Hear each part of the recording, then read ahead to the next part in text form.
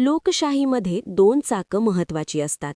एक म्हणजे जनतेने निवडून दिलेले लोकप्रतिनिधी आणि दुसरं म्हणजे प्रशासकीय कार्यभार सांभाळणारे अधिकारी. पण जेव्हा या दोन चाकांमध्ये समन्वयाचा अभाव निर्माण होतो तेव्हा राज्याच्या कारभारावर त्याचे पडसाद उमटतात. सध्या मुंबईत सुरू असलेल्या अर्थसंकल्पीय अधिवेशनात एका अशा घटनेची चर्चा रंगलीये ज्याने प्रशासकीय आणि राजकीय वर्तुळात मोठी खळबळ उडून दिलीये. 2011 बॅचच्या IAS अधिकारी देवेंद्र सिंग यांना राज्य सरकारने तडकाफडकी निलंबित केलंय. पण ही कारवाई नक्की का झाली? देवेंद्र सिंग कोण आहेत आणि त्यांची नक्की कोणती चूक झाली? अधिवेशनाच्या काळात मंत्र्यांचं ब्रीफिंग इतकं महत्त्वाचं का असतं? या सगळ्या प्रश्नांची उत्तरं आजच्या या व्हिडिओमध्ये आपण सविस्तर जाणून घेऊया. ब्रीफिंग म्हणजे काय? या संपूर्ण प्रकरणाचं मूळ ज्या गोष्टीत आहे ती गोष्ट म्हणजे ब्रीफिंग. त्यामुळे सगळ्यात आधी ब्रीफिंग म्हणजे काय हे आपण समजावून घेऊयात. अधिवेशनाच्या काळात प्रत्येक मंत्र्यासाठी त्यांचे सचिव आणि IAS अधिकारी हे त्यांचे डोळे आणि कान असतात. जेव्हा विधानसभेत विरोधक एखाद्या खात्यावर प्रश्न उपस्थित करतात तेव्हा त्या प्रश्नांचं उत्तर देण्यासाठी मंत्र्यांकडे अचूक आकडेवारी असणं गरजेचं असतं. ही माहिती पुरवण्याची आणि मंत्र्यांना तयार करण्याची जबाबदारी संबंधित विभागाच्या वरिष्ठ अधिकाऱ्यांचीच असते. अधिवेशन सुरू होण्यापूर्वी काही तास आधी संबंधित खात्याच्या मंत्र्यांची एक बैठक होते, ज्यालाच ब्रीफिंग असं म्हटलं जातं.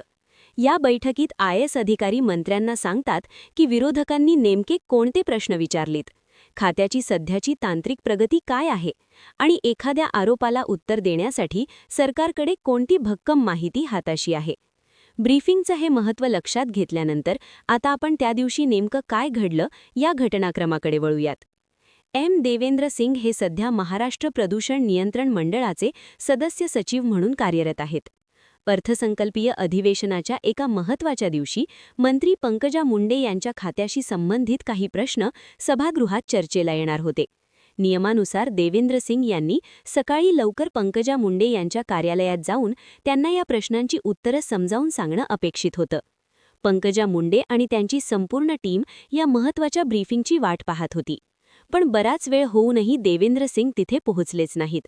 धक्कादायक बाब म्हणजे त्यांनी वेळेवर कोणतीही पूर्वसूचना देखील दिली नाही आणि शेवटच्या क्षणी मी येऊ शकत नाही असा कोरडा निरोप दिला. मंत्र्यांकडे पुरेशी माहिती उपलब्ध नसल्यामुळे त्यांना सभागृहात विरोधकांच्या प्रश्नांना उत्तरे देताना मोठ्या अडचणी आल्या. संविधानाचा अपमान आणि सभागृहाचा संताप. मंत्र्यांना माहिती न देणं हे केवळ एका व्यक्तीचा निष्काळजीपणा मानला गेला नाही, तर याच मुद्द्यावरून पुढे सभागृहात कसा संताप व्यक्त झाला हे पाहूयात. या घटनेचे पडसाद थेट विधानसभेत उमटले. जेव्हा ही बाब सभागृहाच्या निदर्शनास आली तेव्हा ज्येष्ठ मंत्री सुधीर मुनगंटीवार यांनी यावर अत्यंत आक्रमक पवित्रा घेतला. ते म्हणाले की काही अधिकाऱ्यांना असा अहंकार झाला आहे की आमदार बदलत राहतात, आम्ही मात्र कायम राहणार आहोत. 75% जिल्हाधिकाऱ्यांना असाच अहंकार आहे, पण त्यांनी हे लक्षात ठेवावं की सन्मान दिला तरच सन्मान मिळतो. मुनगंटीवारांनी पुढे जाऊन असंही म्हटलं की मंत्र्यांना ब्रीफिंग द्यायला नकार देणं हा संविधानाचाच अपमान आहे आणि अशा अधिकाऱ्याला तर जेलमध्येच टाकायला हवं. त्यांच्या या आक्रमक भूमिकेनंतर तालिका अध्यक्ष दिलीप लांडे यांनी तातडीने निलंबनाचे निर्देश दिले. निलंबनाच्या अटी. अध्यक्षांच्या या निर्देशानंतर पुढच्या 24 तासात प्रशासनाने कोणती कारवाई केली आणि त्या निलंबन पत्रात काय अटी आहेत हे समजून घेणे महत्त्वाचं. अतिरिक्त सचिव राधा यांच्या स्वाक्षरीने जे निलंबन पत्र काढण्यात आलं आहे त्यातील अटी अत्यंत कठोर आहेत. या आदेशानुसार देवेंद्र सिंग यांचं मुख्यालय मुंबईचंच राहील. कोकण विभागीय आयुक्तांची पूर्व परवानगी घेतल्याशिवाय त्यांना मुंबई सोडता येणार नाही. सर्वात महत्त्वाची अट म्हणजे निलंबन काळात त्यांना कोणतीही खाजगी नोकरी किंवा कोणताही व्यापार व्यवसाय करता येणार नाही. त्यांना केवळ निर्वाह भत्ता दिला जाईल, पण तो मिळवण्यासाठी त्यांना मी इतर कोणत्याही उपजीविकेत गुंतलेलो नाही असं प्रमाणपत्र सादर करावं लागेल. जर त्यांनी यापैकी कोणत्याही अटीचं उल्लंघन केलं तर त्यांच्यावर पुढील कठोर शिस्तभंगांची कारवाई करण्याचा इशाराही देण्यात आलाय. प्रशासकीय वर्तुळातील खळबळ. एका IAS अधिकाऱ्यावर झालेल्या या कारवाईमुळे आता प्रशासकीय आणि राजकीय वर्तुळात याचे काय परिणाम होत आहेत ते पाहूयात. या निलंबनामुळे दोन प्रकारचे प्रवाह समोर येतात. एक गट असं मानतो की लोकशाहीत लोकप्रतिनिधी हे जनतेला उत्तरदायी असतात, त्यामुळे अधिकाऱ्यांनी त्यांना सहकार्य केलंच पाहिजे. जर ही साखळी तुटली तर त्याचा फटका राज्याच्या विकासाला बसतो. दुसरीकडे काही अधिकारी या कारवाईमुळे अस्वस्थ आहेत. IAS अधिकाऱ्याला अशा प्रकारे तडकाफडकी निलंबित करणं हे प्रशासकीय मनोबलावर परिणाम करू शकतं असं काहींचं मत आहे. मात्र राज्य सरकारने या कारवाईतून एक स्पष्ट संदेश दिलाय की कामात कसूर आणि लोकप्रतिनिधींचा अवमान कोणत्याही परिस्थितीत खपवून घेतला जाणार नाही. व्हिडिओच्या शेवटी या संपूर्ण प्रकरणाचा सारांश आणि एक विश्लेषण करताना काही प्रश्न उपस्थित होतात. लोकशाहीमध्ये लोकप्रतिनिधी आणि अधिकारी हे एकाच रथाची दोन चाकं आहेत.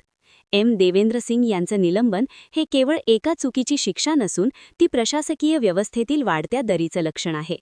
अधिकार आणि कर्तव्य हे एकाच नाण्याच्या दोन बाजू आहेत. जेव्हा अधिकाऱ्याचा वापर लोकशाही मूल्यांच्या विरोधात होतो तेव्हा असे पेच निर्माण होतात. अधिकाऱ्यावर राजकीय दबाव वाढतोय का की खरोखरच काही अधिकारी संविधानापेक्षा स्वतःला मोठं समजू लागलेत? पंकजा मुंडे यांनी केलेली ही कारवाई तुम्हाला योग्य वाटते का की मुनगंटीवार आणि अधिकाऱ्यांच्या अहंकाराबद्दल जे मत मांडलं त्याबद्दल तुमचं काय म्हणणं आहे? प्रशासकीय शिस्त राखण्यासाठी असे कठोर निर्णय घेणं काळाची गरज आहे का? तुमच्या प्रतिक्रिया कमेंट बॉक्समध्ये नक्की कळवा. हा व्हिडिओ आवडला असेल तर लाईक करा, शेअर करा आणि अशा सविस्तर विश्लेषणासाठी